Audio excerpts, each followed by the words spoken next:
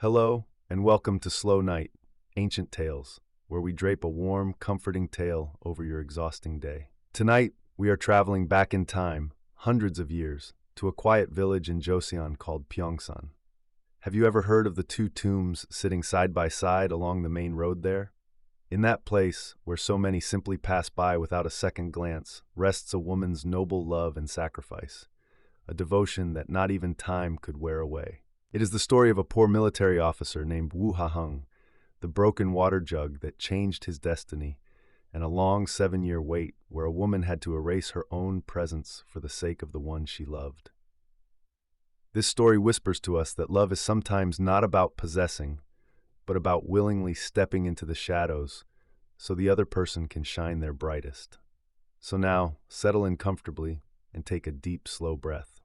The tale we will share tonight, one that will gently warm your heart, is the Broken Water Jug. Let us begin. Dongin's Historical Tales 3, The Broken Water Jug, author, Kim Dongin, source, Monthly Yadam, November 1935. If you happen to be a traveler passing along the lower reaches of Pyeongsan town, you will discover a tomb facing west right by the main road. And about 10 paces to its right, you can easily spot another tomb, this one facing east. Though the epitaphs are worn from years of rain and snow, a close look will reveal that the west-facing tomb belongs to a man named Woo Ha-hyung.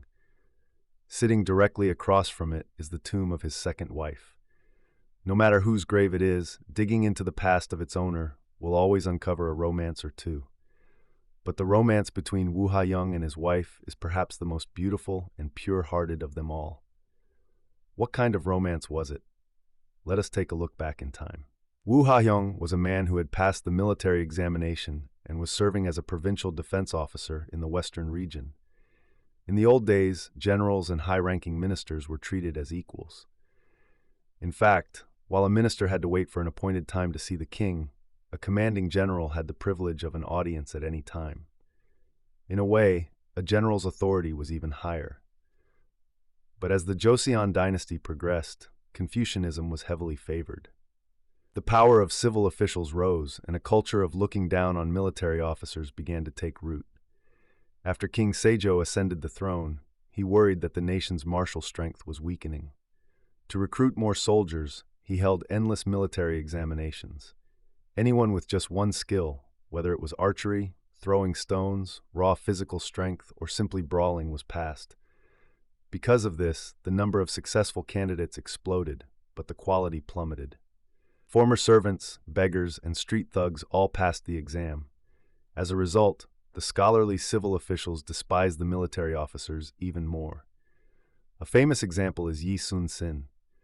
Despite his brilliant military achievements during the Imjin War, which earned him the title of God of the Sea, he was stripped of his rank and imprisoned without a proper investigation, all because of the slander of an obscure civil official. The protagonist of this story, Woo Ha-hyung, was at the very bottom of the military ranks, assigned to a remote provincial outpost. That alone was enough to earn him the contempt of others. But to make matters worse, Ha-hyung was incredibly poor. Even as an official, his meager government stipend barely allowed him to survive on a watery porridge. He was so poor that he remained an unmarried bachelor well past the age of 30. This story takes place while he was serving in that lowly post in the western province.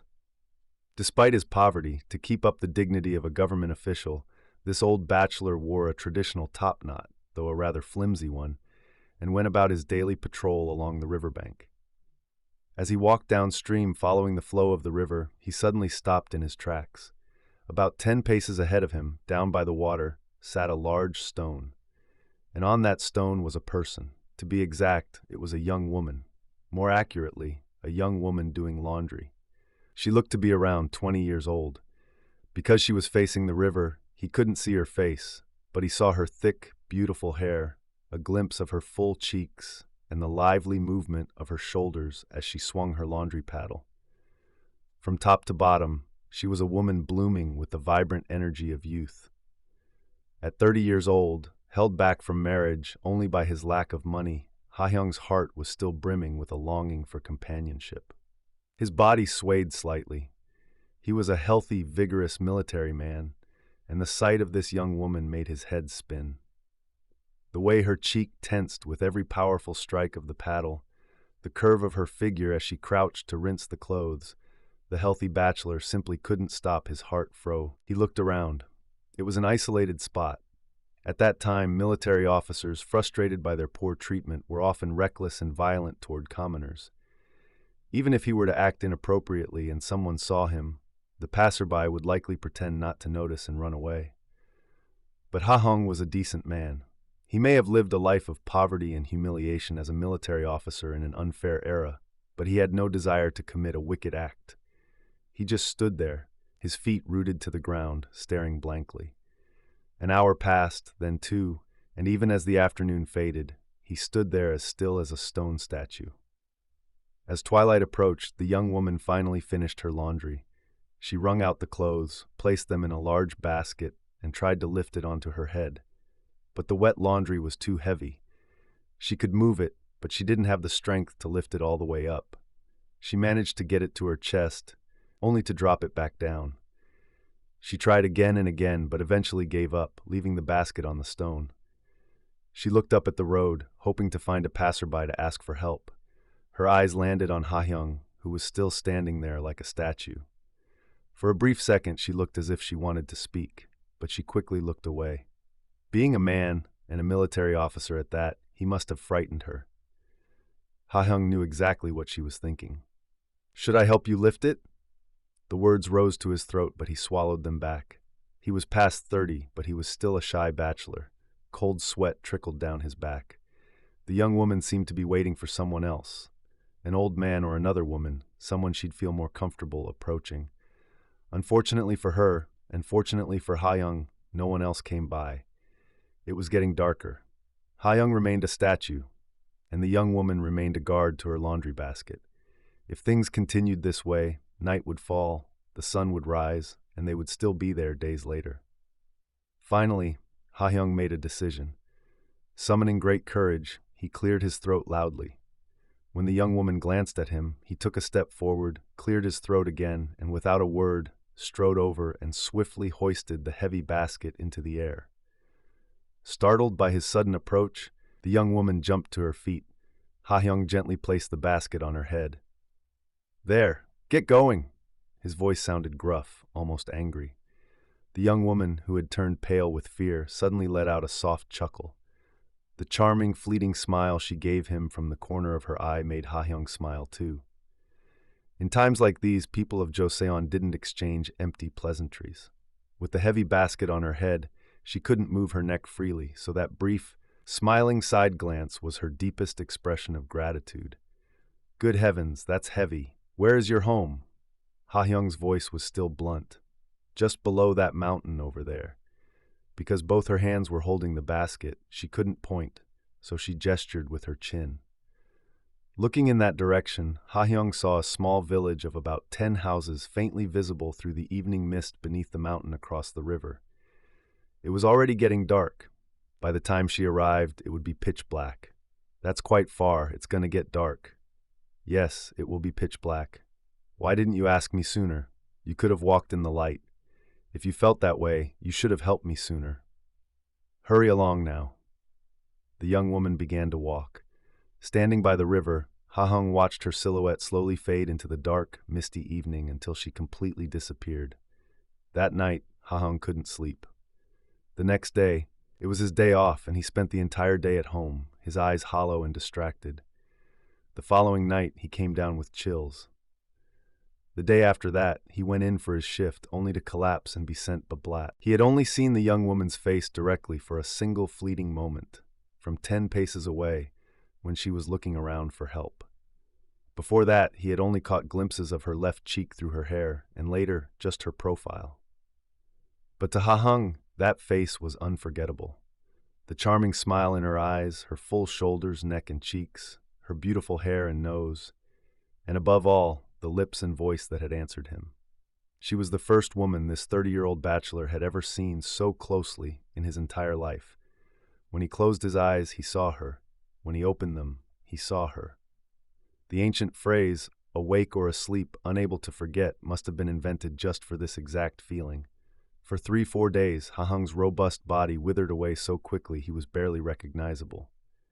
"Hey, what's wrong with you? Should I call a doctor?" his colleagues asked. No. Ha-hyung would just smile a lonely smile, wrinkles forming around his mouth like a man in his 50s.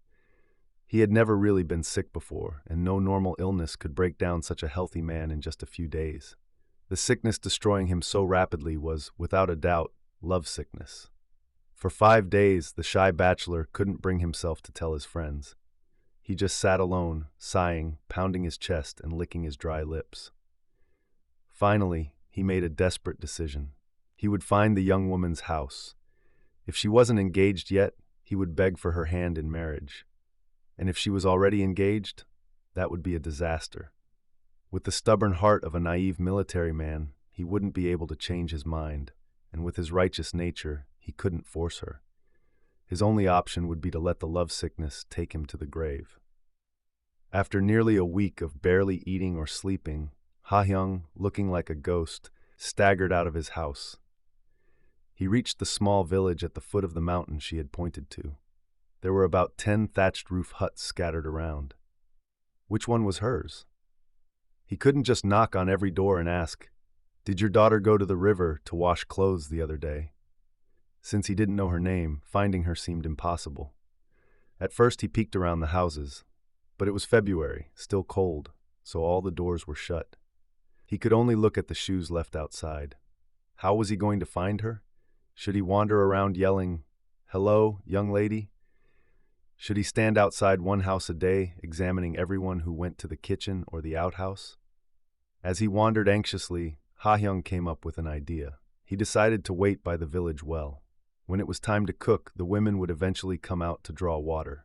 If he watched from a distance, he might see her. In fact, he was almost guaranteed to see her. Clinging to this hope like a drowning man grabbing a rope, Ha-hyung found the village well. He hid in a spot where he could see everyone coming and going, pretending to just be resting. An old woman came by, then a 12-year-old girl, then a middle-aged woman. After that, the foot traffic stopped. Every time someone approached the well, Ha-hyung's heart pounded out of his chest. Even when it was clearly an old woman, he worried his eyes were deceiving him from a distance, so he would hurry after her to check her face. The middle-aged woman even cursed at him, calling him a creep. But Ha-hyung didn't even hear the insults. After a quiet lull, people returned to the well, 2 young women. After drawing water, one went east and the other went west. Which one should he follow? Ha-hyung panicked. He followed the woman heading west and stood in front of her to look at her face. It was a complete stranger. She seemed a bit flirtatious and winked at him, but Ha-hyung was in no mood to notice. He turned around, ran after the one who went east, and when he found it wasn't his young woman either, he let out a long, heavy sigh. It wasn't until dusk that Ha-hyung finally found her. The moment he saw the person coming for water, he knew it was her. He rushed over and stood before her. The young woman, who was just about to lift the water jug onto her head, looked up and recognized him. Her face turned bright crimson. She stumbled back. The heavy jug slipped from her hands. It crashed onto the stone floor, shattering to pieces, water splashing everywhere. "Oh my," was her gasp because she broke the jug, or because she saw Ha-hyung. They stared at each other, speechless. Finally, the young woman seemed to regain her senses. "The ground is so slippery," she muttered, an excuse for dropping the jug. But the well area was paved with stone, not mud. There was no reason for it to be slippery. She turned away, preparing to head home. Ha-hyung hurriedly followed her. The young woman walked quickly, pretending not to notice him trailing behind her. But as she turned the corner, she gave him a quick side glance. It was as if she were saying, "Follow me this way." In the young woman's house, they sat across from each other. She had no parents and no siblings. She was entirely alone in the world. She was 19 years old. She had been born to a government slave, but had recently been freed. Now she was living an isolated life without any relatives to rely on. "I am a military officer named Woo. I am also a lonely man far from home, and since you are alone as well, how would you feel about spending the rest of our lives together?" When Ha-hyung gathered his courage and asked this, the young woman looked at his face for a moment, then quietly bowed her head in acceptance. Ha-hyung was completely honest with her. He told her about his poverty and his low rank, hiding nothing. The young woman didn't mind. Wealth could be earned, she said, and his career was just beginning. Her only wish was that he had a good heart. She desired nothing else. Because of her background, she knew she couldn't be his primary legal wife. But she said that even if she were only a concubine, as long as he never abandoned her, she would serve him with all her devotion. Though she couldn't be a legal wife, she was Ha-hyung's first woman, and he was her first man. They couldn't afford a formal wedding ceremony, but they exchanged traditional marriage vows, picked a lucky date to be officially together, and Ha-hyung ate the dinner she cooked for him. It was a humble meal with barely any side dishes, though prepared with great care. But to Ha-hyung, it was the most delicious food he had tasted in his 30 years of life. It was so good that he eagerly slurped down every last drop of the kimchi broth. Feeling sorry, she asked, "Shall I get you some more?"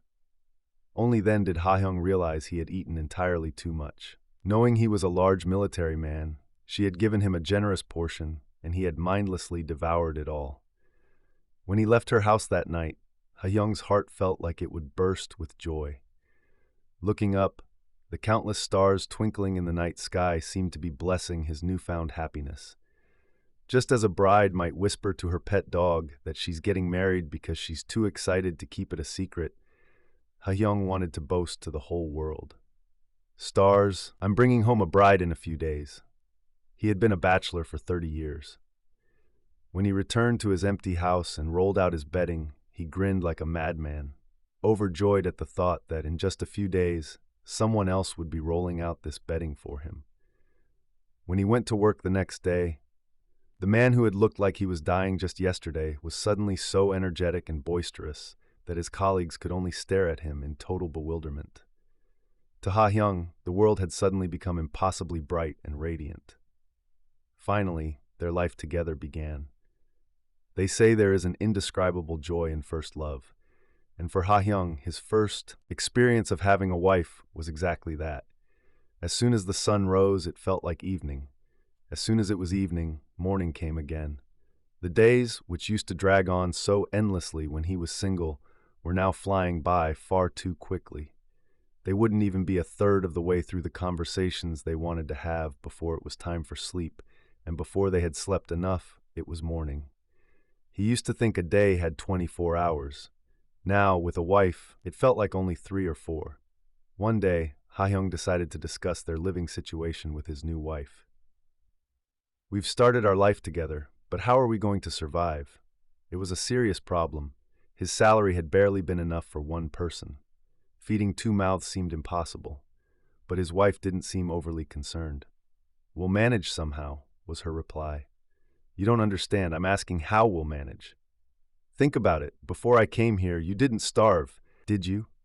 And before I came to you, I didn't starve either. Why would 2 people who never starved suddenly start starving when they're together?" Logically, it made sense. But the problem of making a living is rarely that simple. Ha-hyung still looked worried. His wife smiled brightly, looking into his eyes. "Why do you worry about such small things? You just focus on your duties. Managing the household is a woman's job, so just leave it to me. I didn't agree to be with you for luxury. I saw that you are not an ordinary man, and I believe that one day you will achieve greatness. That's why I came to you. Just earn what you can, and I will do my best to manage our meals. Please do not worry." When Ha-hyung tried to protest, she swiftly changed the subject, cutting him off completely. Even after that, whenever Ha-hyung tried to bring up their finances, his wife would subtly change the topic. But deep down, Ha-hyung felt guilty. He knew exactly how pitiful his salary was. He handed his entire earnings over to his wife without touching a single coin. The results, however, were astonishing. He had expected them to barely scrape by, eating watered-down porridge. Instead, their lives became much more comfortable than when he lived alone. About a year into their marriage, stepping into their home felt like entering the house of a wealthy family. The house was bright, impeccably clean, the food was excellent, and their clothes were spotless. It was a mystery. But Ha-hyung, being a straightforward military man, didn't pry too much. If he ever asked, his wife would just smile. Why should a great man concern himself with trivial household matters? She would say with a gentle smile. But one day, Ha-hyung finally discovered his wife's magic trick. He came home unexpectedly during his shift. As he walked in, he saw his wife hurriedly hiding a piece of fine silk clothing she had been sewing. On another unexpected visit, he caught her with a massive pile of unfamiliar laundry. Caught off guard, she couldn't hide it in time and looked deeply embarrassed, pacing nervously. His wife was taking in washing and sewing for money, and to ensure Ha-hyung wouldn't feel ashamed or guilty, she only did this grueling work on the days he was away on duty. Ha-hyung's eyes filled with tears. He understood everything. His meager salary was nowhere near enough to feed them both. The comfortable life they had been enjoying was built entirely on his wife's secret, back-breaking labor. Yet she hid it from him to protect his pride. Unless one was made of stone, who wouldn't be moved to tears by such devotion? Ha-hyung knew everything, but he pretended he didn't. Feigning ignorance was his way of honoring her efforts. It was the greatest kindness he could offer. From that day on, if he ever had to come home early, he would loudly clear his throat outside the gate, pretend his leg wrappings had come loose, and take a long time tying them again, giving his wife plenty of time to hide her work before he stepped inside. Because of this, Ha-hyung's devotion to his wife was absolute. Though he was poor and couldn't give her financial luxury, he treated her with the utmost care and respect in every other way. Their home was always as warm as a spring day. His colleagues would tease him, calling him henpecked because he was so devoted to her, but Ha-hyung only regretted that he couldn't be even more devoted.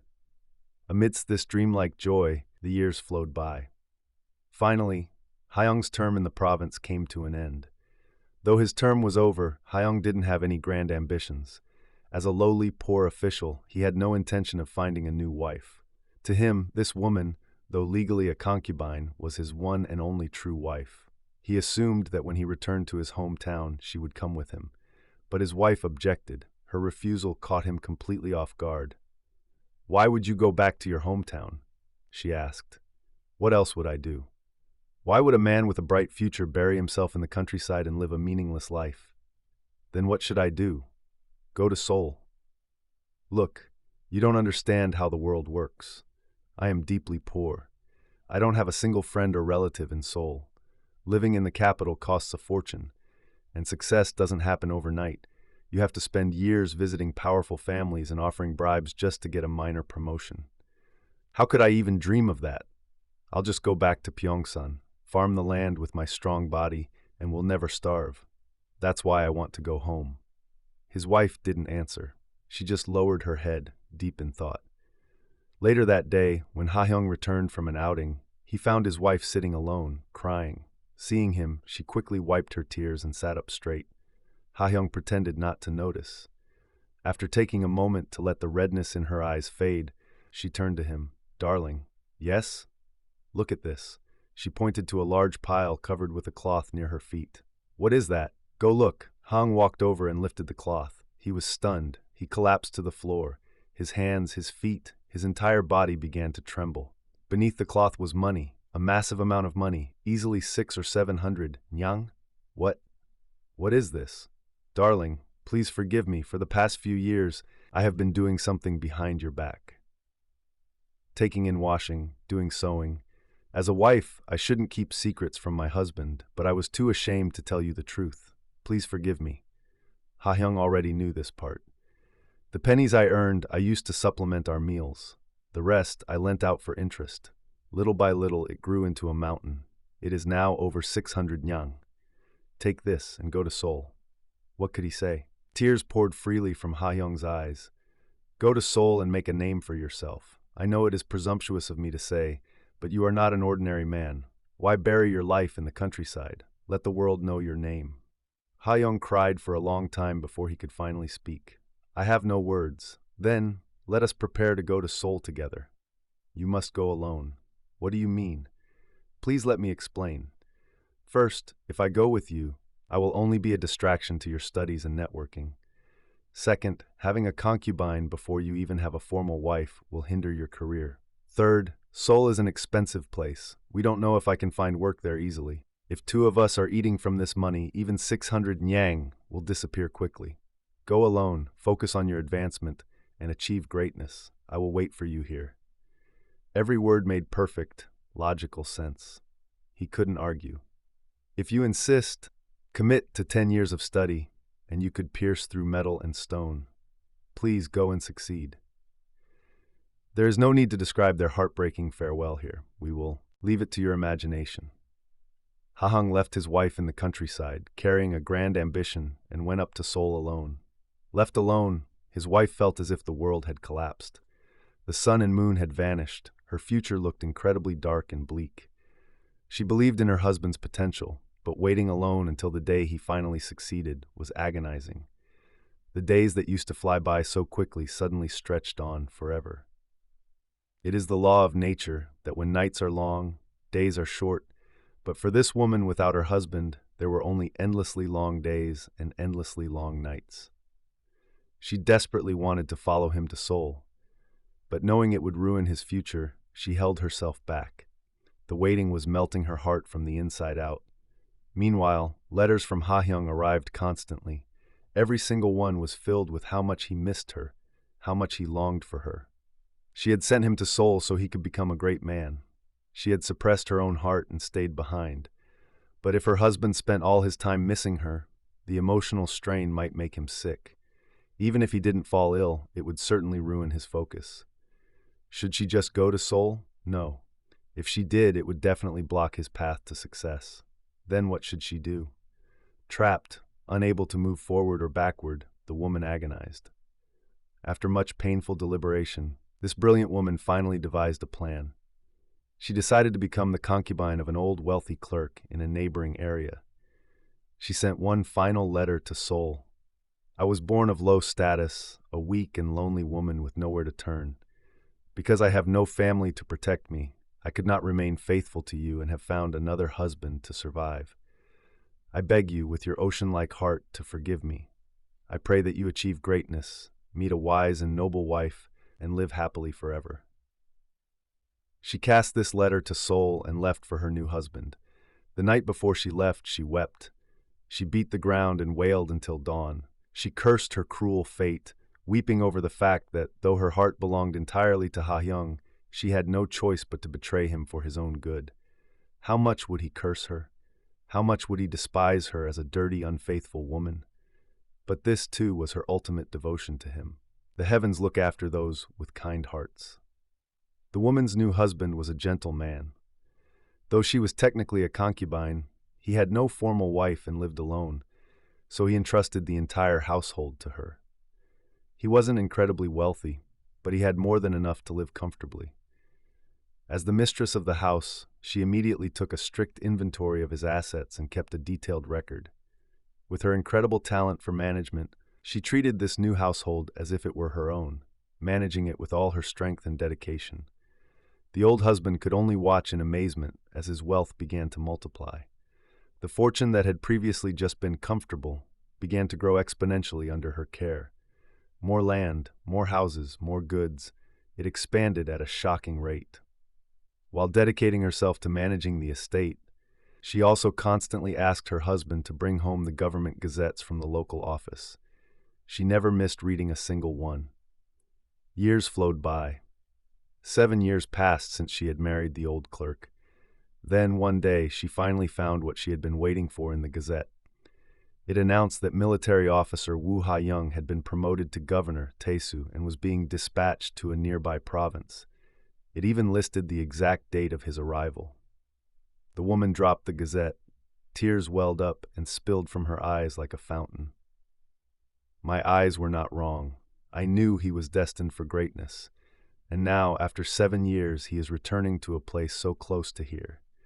7 years of spring breezes and autumn rains. Though, her body belonged to another man. Had there ever been a single day, a single hour, where she had forgotten him? Hadn't she lived with a man she didn't love for 7 years just to see this day of glory? She knew she was now a tainted woman. She had no intention, nor the shamelessness, to try and return to him.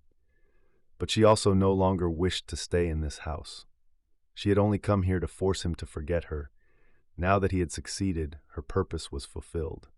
Even if she had to survive by washing clothes again, she could feed herself. Now that he was successful, she would quit this loveless charade, find a quiet village deep in the mountains, live out her days in peace, and pray for his continued success. That evening, she waited for her old husband to return and laid out the household ledger before him. "Look here, when I first came to this house, your wealth was this much. Now, after 7 years, it is multiplied by 4 or 5 times. Her husband just thought she was boasting. "You are incredible. I tell my colleagues all the time, there is no one else like you. Your only flaw is that we don't have a child." "Darling, I didn't show you this ledger to hear praise. I am showing you this because today I am leaving this house. If a person comes into a home for 7 years and leaves it poorer than she found it, how could her heart be at peace? But since I have multiplied your wealth 5-fold, I can leave without shame." The husband was shocked by this unexpected declaration. "What are you talking about?" For the first time, she revealed her true heart. She told him the entire story, from the day she sent Woo Ha-hyung to Seoul 7 years ago, to her true motives for coming here. She explained that Ha-hyung was now a governor, and with a path to becoming a commander or even a general open to him, her deepest wish had been fulfilled. She no longer had the desire to manage another man's household without love. She thanked the old man deeply for his trust and kindness over the past 7 years. Her plan, she said, was to go and gaze upon Governor Woo's majestic procession just once. If, by some miracle, he still accepted her tainted self, it would be the greatest joy of her life. But if not, she would simply find a quiet place to live out her remaining days, praying for his continued rise. The old husband was deeply moved by her devotion. He knew he would never find another woman as brilliant or dedicated as her, but he also knew her heart was impossible to bend. He agreed to let her go. And so the wife who was leaving and the husband being left behind parted cleanly, without any resentment, wishing each other well in the future. Meanwhile, having arrived at his new post as governor, Woo Ha-hyung had forgotten the wife who had lived with him in this very region 7 years ago. Of course, his memories hadn't completely vanished. But since she was a woman who had betrayed him and married another man, he didn't think of her fondly. When he first received her letter of betrayal, he had been so furious and heartbroken that he drank heavily and lived recklessly for a time. But eventually, he blamed his own lack of power, focused entirely on his career, and through sheer grit rose to the high position he held today. During those years, he had taken a new wife. They had children, but unfortunately, his wife passed away. Shortly after her death, he was appointed as governor here, arriving before he even had the chance to remarry. On the second day of his administration, he was sitting in the main hall when he was told a commoner had come to file a petition. When Ha-hyung called the petitioner to the courtyard, the person insisted on coming up to the hall, claiming it was a highly confidential matter. Curious, as it was only his second day, Ha-hyung allowed it. The commoner came up and bowed deeply to the floor. The person seemed to be crying quietly. Because their head was bowed, he couldn't see their face, but he caught a slight glimpse of their profile. Governor Woo blinked a few times. He was trying to summon an old memory. Then it hit him. That profile, it was identical to the cheek of the young woman he had seen by the river in this very region over a decade ago. The governor rushed forward. He grabbed the petitioner by the shoulders and lifted her head. Though she had aged over the last 7 years, there was no mistaking it. It was his former wife. Is it you? My lord." In a daze, the governor supported his former wife and hurriedly led her into his private quarters. They sat across from each other, finally pouring out the stories of the past 7 years. Tears streamed down the face of the hardened military man. Hearing of her sacrifice, how she had endured 7 years in a loveless marriage entirely for his sake, the depth of her devotion, the weight of her suffering, Ha-hyung wept loudly, crying like a child. A tainted body? Was she really tainted? Yes, she had served another husband, but she had done it completely against her own heart, sacrificing her own happiness to ensure his success. How could such a soul be called tainted? I thought my success today was due to the blessings of my ancestors, but I see now it was entirely because of you. I have no other words." The governor called his children into the room. He told them the entire story of his impoverished past and the incredible sacrifice this woman had made for him. He gave her the master bedroom and handed over complete control of the household to her. From then on, Ha-hyung continued to rise through the ranks, eventually reaching the high position of provincial military commander. It goes without saying that his wife's brilliant support played a massive role in his continued success. Ha-hyung never took another formal wife. He never forgot her grace. While the strict social laws of the time prevented him from legally elevating a concubine to the status of a primary wife, in terms of authority and respect, there was absolutely no difference. Furthermore, her character was so unimpeachable that despite her lowly origins, she never received a single word of gossip from the servants. In fact, her orders carried even more weight in the household than the commander's himself. The children treated her with profound respect. She wasn't just a stepmother to them. They loved and obeyed her as if she were their own birth mother. Combining his own abilities with his wife's incredible support, Ha-hyung lived a life of great honor and wealth, passing away peacefully in his 70s. What more could she wish for? Born as the daughter of a lowly slave, she had become the beloved wife of a great general, enjoying immense wealth, respect, and power. She was now approaching her 60th year. She truly had nothing left to desire. On the day of her husband's funeral rites, she called his legitimate children before her. "In this time of great sorrow, I hardly know what to say. I was born in a lowly rural house, but thanks to the grace of your late father, I have lived a life of wealth and glory. What more could I ask for?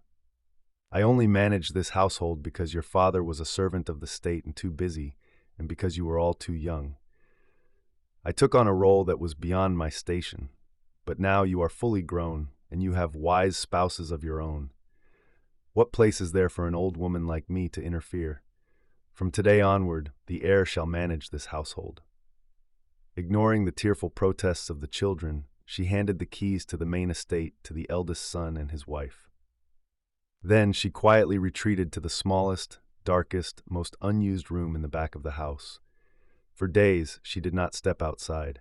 Whenever the servants brought her meals, she simply told them to leave the trays inside the door, never showing her face. Because the room was so dark, they couldn't see what was happening inside, and they simply followed her orders. She strictly forbade anyone, servants or children, from entering the room. Everyone understood the depth of her grief. Believing it would be disrespectful to intrude upon her mourning, they left her in peace. Time passed, and the day of the burial finally arrived. The eldest son went to the dark room to call for her. "Mother, mother." There was no answer. He called louder. Still no response. Finally, he opened the door. The room was pitch black. He cleared his throat and stepped inside. And there, the son made a tragic discovery. His stepmother had passed away. She had not swallowed a single grain of rice or a drop of water since her husband died, starving herself to follow him into the afterlife. No one even knew exactly when she had drawn her last breath. The entire family gathered and made a unanimous decision. They would not bury her as a concubine. Instead, granting her the full honors and rights of a legitimate primary wife, they laid her to rest right beside her husband. And so, to this very day, those two tombs sit side by side on the road to Pyeongsan, peacefully watching over the travelers who pass by. When her beloved husband, Woo Ha-hyung, passed away at the age of over 70, his wife completely stopped eating and drinking, quietly following him in death. Having stayed by her husband's side in both life and death, she was finally laid to rest beside him, honored with the full rights of a formal wife. Even now, after so much time has passed, her tomb continues to leave a quiet, lingering resonance in the hearts of those who walk by. Her unwavering heart, sacrificing herself for the future of the one she loved and forging her own destiny over 7 long years, feels so profoundly deep and warm. I hope today's episode of Slow Night Sleepy Stories has wrapped warmly around your exhausting day. Pull your blankets up a little tighter, and may you fall into a deep, peaceful dream. Good night.